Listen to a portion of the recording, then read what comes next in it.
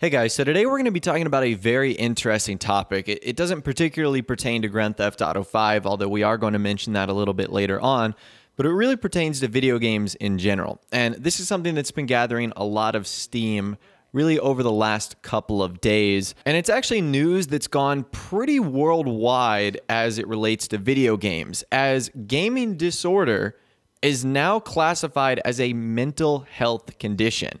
And I really just want to hear from you guys in the comments down below on what you think of this. Do you think this is legitimate? Do you think this is a real thing? So according to the World Health Organization, and by the way, I will leave links to not only the World Health Organization's website, where you can get the official definition of this disorder, but articles from CNN and so much more on this in case you are interested in reading it for yourself. But this is the official definition. So the disorder is 6C51 gaming disorder, and this is the description. Gaming disorder is characterized by a pattern of persistent or recurrent gaming behavior. In parentheses, they say digital gaming or video gaming, which may be online, i.e. over the internet, or offline, manifested by 1. Impaired control over gaming, e.g. onset, frequent, intensity, duration, termination, context. Number 2, increasing priority given to gaming to the extent that gaming takes precedent over other life interests and daily activities. And 3, continuation or escalation of gaming despite the occurrence of negative consequences. This behavior pattern is of sufficient severity to result in significant impairment in personal, family, social, educational, occupational, or other important areas of functioning. The pattern of gaming behavior may be continuous or episodic and recurrent. The gaming behavior and other features are normally evident over a period of at least 12 months in order for a diagnosis to be assigned, although the required duration may be shortened if all diagnostic requirements are met and symptoms are severe. So according to the World Health Organization, this is an official thing in which you can suffer from. Now, the first time I had gotten wind of this was when Grand Theft Auto 5 first came out back in 2013.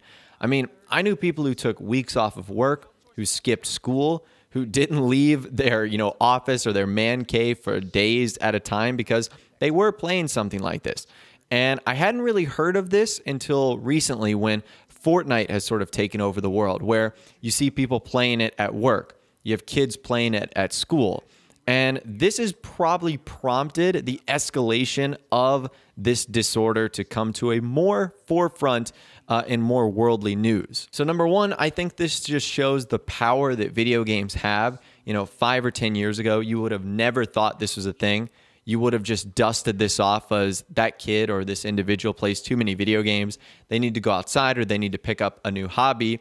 But as video games have grown in a positive and a negative way, depending on, what sort of way you want to look at it, this is something that I guess we should expect to get more serious in the future. So I'm certainly not a doctor. I'm not a therapist in any way whatsoever. And I really don't want to get into the politics of this.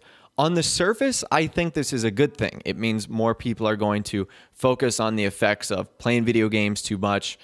There might be insurance benefits to this. Doctors might study this. Therapists might offer, ways to treat something like this. But at the end of the day, what I really think this is just blame shifting other serious mental disorders onto video games. And we see this all the time. Whenever there's a tragedy that occurs, everyone wants to blame video games. In the 70s and 80s, it was always rock and roll music was the problem. Now it's always video games is the problem, when studies have shown and court cases have proven that this is not the case. So I think this is just, once again, blame shifting actual issues onto video games. Essentially, what people who are trying to push this narrative of gaming disorder as a serious mental illness is that video games are just the problem for everything. So once again, you're going to see the media, you're going to see big news organizations say, video games are the reason X, Y, and Z, when it's probably not the case at all. So another thing I really don't like about this is the definition itself is very, very broad. It's super general too. So not only does this open the door for other types of very weird illnesses to be categorized that should be taken seriously, but it also doesn't make sense. So why does playing a day's worth of video game make you have a gaming disorder, yet it's okay to lay in bed.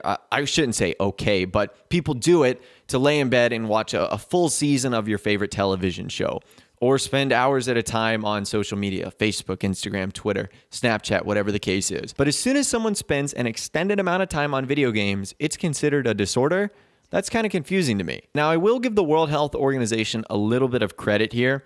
They did say that only 3% of gamers are affected by this and would classify as having a gaming disorder. But that's such a small amount. You could say that for almost every community. I mean, there's going to be outliers in every single community, for every single hobby, for every single sort of situation. So even that really doesn't make a whole lot of sense. So I'm kind of conflicted on this. You know, obviously I want to take this seriously because anytime you're dealing with a mental illness, it's a serious subject. But I don't think this is the real problem here.